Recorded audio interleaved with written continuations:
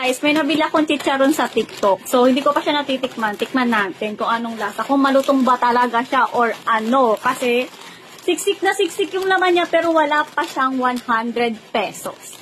So, try na natin kung gaano siya kalutong. Try muna natin ang walang suka. Ang crunchy. Ang sarap.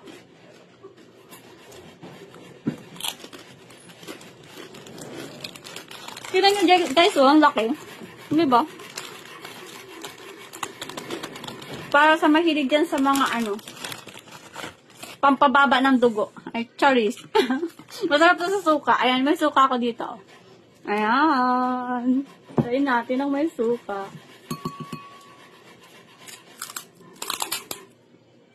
Ang sarap.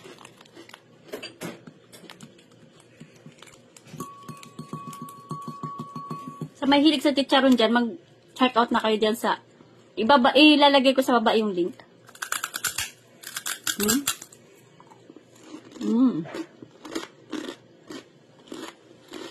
Sarap. Isa pa lang yung nakakain mo pero solve ka na. Solve ka na. Lalo na siguro pag naubos mo to.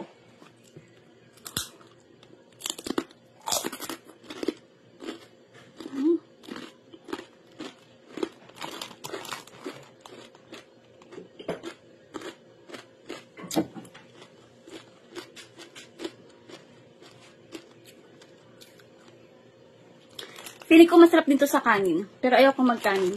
Kaya, papakin na lang natin. Ang sarap guys. Mag-check out na kayo dyan Bye-bye.